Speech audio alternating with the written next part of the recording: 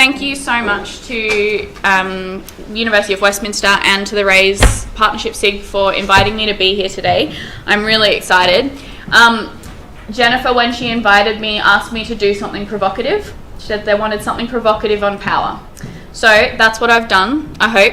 And so stick with me. We'll go through some probably complex and complicated and potentially challenging issues, but I think they're really important to talk about and to discuss in these collaborative, honest and dialogic forums. So I wanted to start by just giving you a little bit of background about where I'm coming from. Who's seen this diagram before?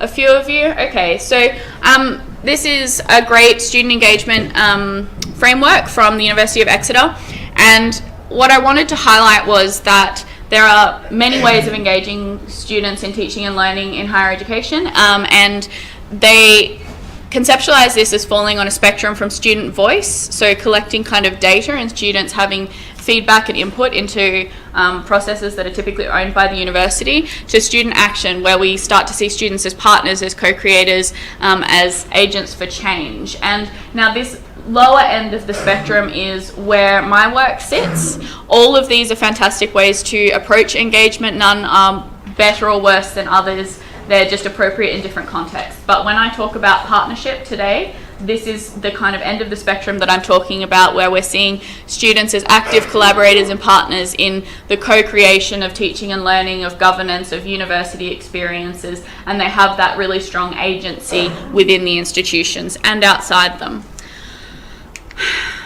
Now, I'm going to start with a poem.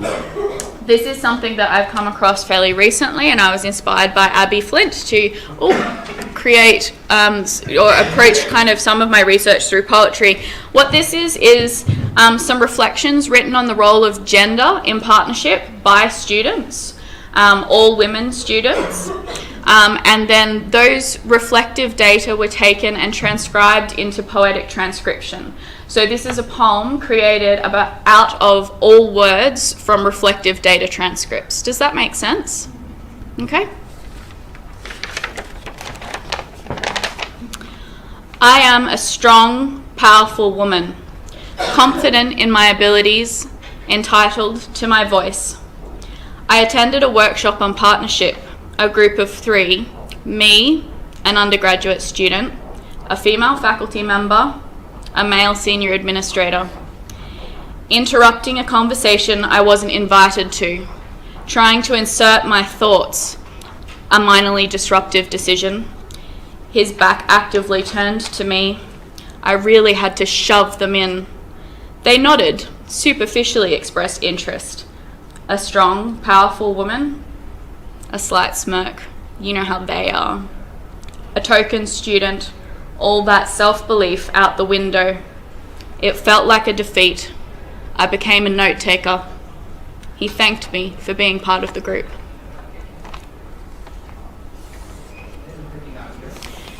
So I'd like to hear from you. What are some of the power hierarchies at play here?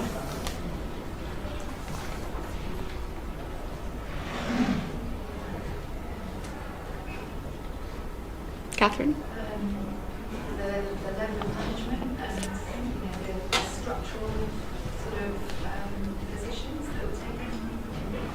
So the level of management and the structural positions in partnership. What else? Yep, Deborah. Sorry, Fiona. Gender. So what would that be? There's a man and a woman. Mm-hmm.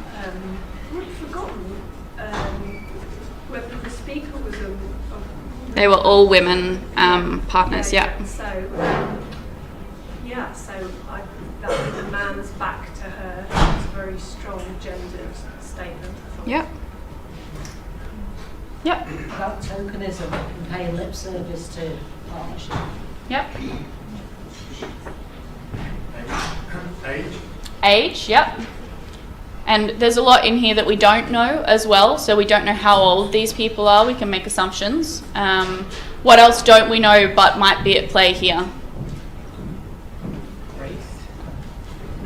Race. We don't know the racial or ethnicity backgrounds of the individuals, but yep.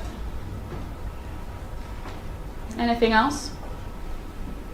Yep. Things like disability or Mm-hmm. other characteristics. I don't think it was protected characteristics. Yep.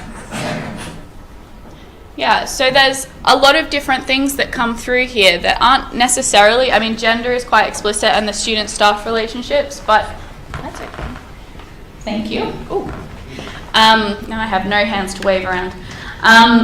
So there's a lot of different things that come in here, and I actually think that in the partnership literature and even in our practices we do talk about power, but the most common way that we talk about power in partnership or in student engagement is the power imbued in our positions within the institutions. So whether we're academic staff members, whether we're professional staff members, what level of staff member we are, whether we're students, undergraduate, postgraduate, so our institutional roles. But what I see much less of, although in emerging research currently, is discussions about societal powers and privileges and oppressions that play out in the relationships within the partnerships, because partnership is an inherently relational process. So that's what I'm going to talk to you today. Who's seen this before?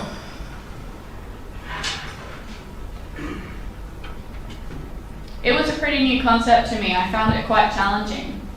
So I would like you to read this and just take a moment and play some solo reflective bingo in your head. Just in your head, tick the boxes.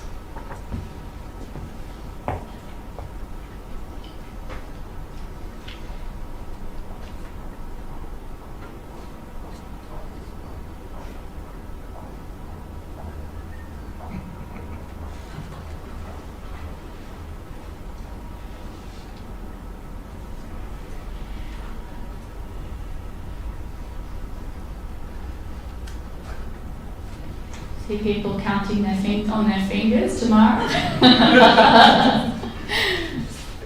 I particularly like the not a redhead one. Yeah. Fellow redheads preach, yeah.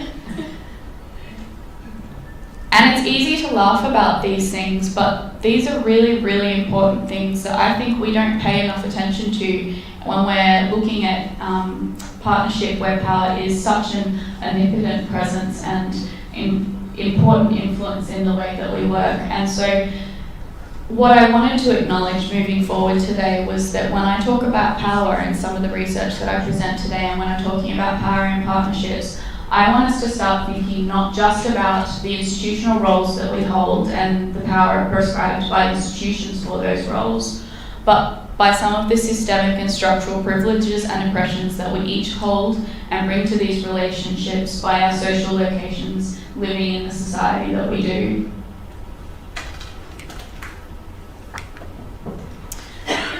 So I hear a lot of talk in literature about partnership equalising power and having equal partnerships.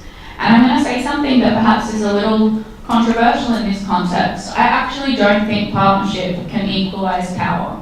I think the power structures we're working with are too big. And I think that for us to actually say that removes power from the conversation in a way that is unproductive and doesn't put it on the table for the kind of critical dialogue that it actually deserves. Oh, this is annoying. What I do think is that partnership can disrupt power when we choose to work in radically different ways. But it's really important that we're not saying that power goes away, because it doesn't, and it won't. So we need to keep having these critical conversations about how we disrupt different power hierarchies through the ways that we work in partnership. So where can disruption happen through partnership? Well, student and teacher, like I said, there's a lot in the literature about the radical transformations that happen when students and staff come together to work in relationships that are filled with respect and reciprocity, when we acknowledge that students and staff should share responsibility for the work that we do in higher education and that we are all learners in those situations. But where else? There's emerging research coming out at the moment that says that partnership can contribute to the success of underserved students including racialized, LGBTQ+, and first-generation students.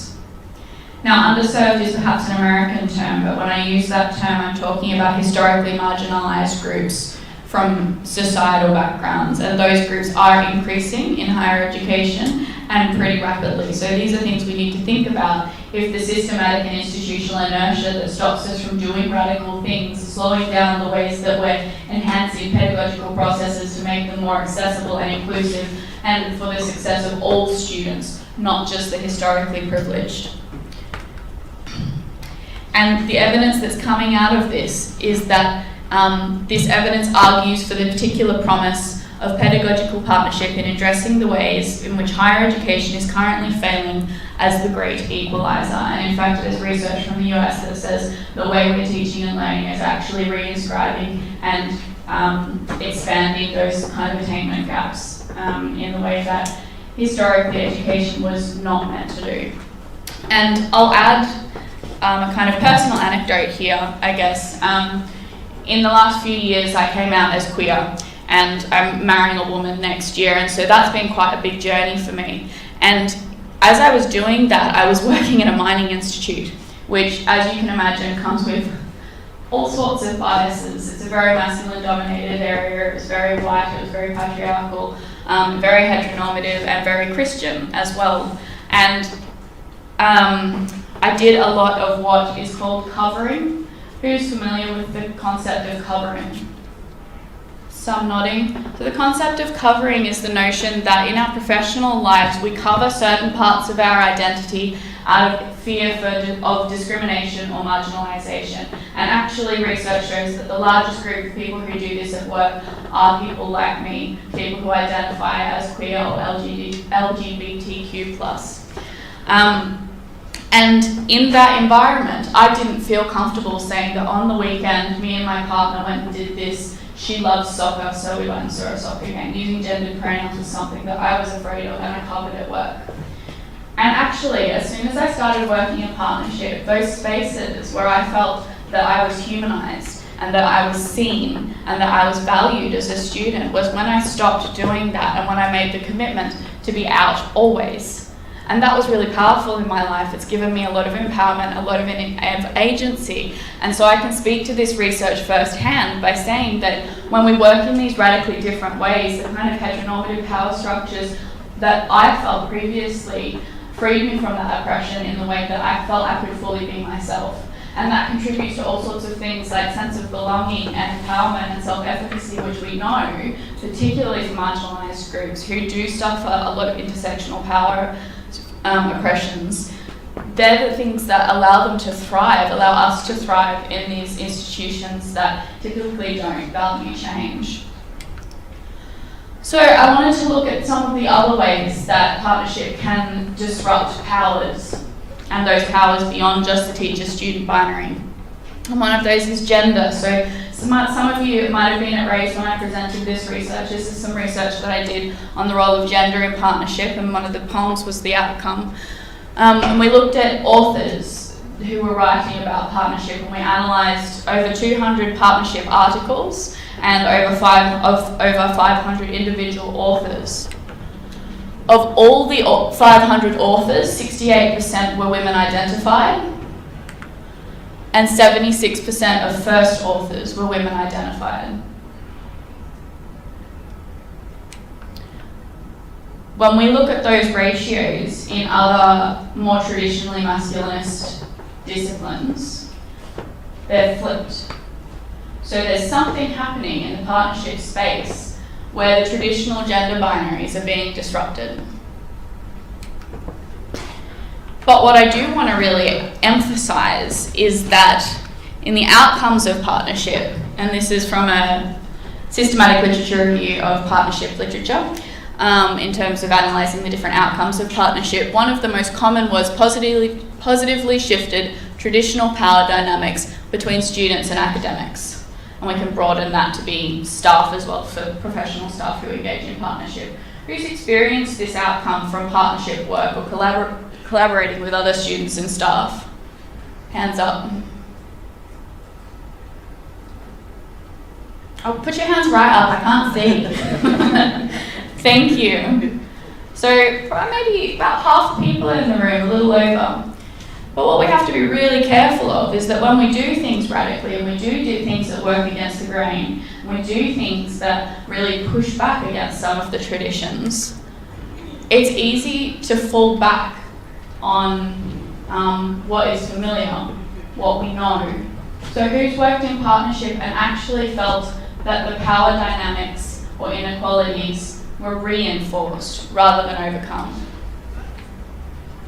Hands right up, please. So even in this room, we're seeing that this is true, that partnership has great potential, but it also comes with significant risk. And I think that's something we have to be really mindful of. So what is it about partnership that creates this space for disruption? I've spent a lot of time thinking about this, and it's kind of this amorphous relational process. It's hard to put your finger on, but I did some research actually with Catherine, who's in the room, looking at identity. So who's familiar with social identity theory? Some. Yep. So social identity theory came about in about the 70s in the field of social psychology, and it looks at kind of individual processes of how we identify with certain groups in society. So for example, a very strong part of my social identity is that I'm an academic. Another part of my identity is that I'm queer. Another part of my identity is that I'm a woman. So there are lots and lots of different ways that we identify and ascribe a sense of belonging to certain groups in society that gives us a sense of camaraderie and belonging, and those are really, really important things. But the other thing that comes out of social identity theory is intergroup dynamics, and that's traditionally or most familiarly known as the us and them type dynamics, where if you have a sense of belonging to a group, that sense of belonging is almost defined by the fact that there are people who don't belong. And that's the us and them that comes out, and that is so powerful and pervasive, particularly in higher education where status and expertise is key to success. And so I was thinking about these kind of different identities and how partnership humanizes and brings more of those identities into the process, and maybe creates space for us not covering parts of ourselves that we would traditionally bring to academia.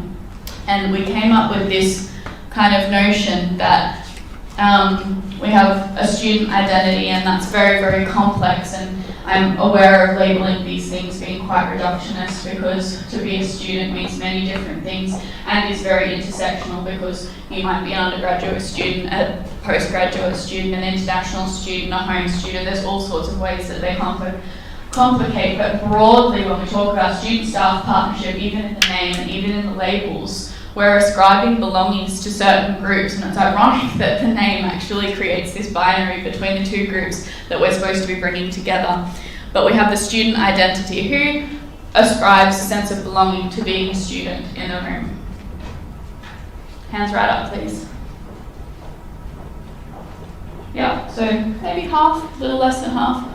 And then we have the staff identity, which again is very strong and very complex, and I know that I'm currently switching between the two as I graduated from my PhD last year and am now an academic staff member, but still feeling a bit weird, like I don't belong because I'm so used to being a student. So who in the room ascribes a sense of belonging to being a staff member? So the majority, and I think that's interesting, and I actually note there's people in the room who put up their hand twice. And that says that there's people who have multiple hats in institutions, and that's really common as well, and complicates even further to the importance of breaking down these binaries. But what this research actually showed us was that there's the existence of what in social psychology is called a superordinate identity, and that makes me feel kind of like a superpower, like I've got a superhuman kind of ability. But there's this superordinate identity of being a partner that actually bridges the differences between students and staff and brings them together into one identity group. Now, what I love about this is the implications of being in or out of a certain in-group or out-group is deeply entrenched in who we are as humans. So research shows, for example, that if you're not in my in-group, so if, for example, Rob is in my out-group, I'm actually less likely to trust him. I'm less likely to see what he has to say as being legitimate. I see him as less credible than people in my groups. He's pulling faces, it's uncomfortable, isn't it? And here's the kicker, I actually see him as being less worthy of moral consideration than people in my in-group. So if students and staff are setting each other up as being in out-groups, what does that mean for how we function within institutions? And then if we overcome that binary and that barrier to see each other not as students, not as staff, but as partners, there's huge power in that.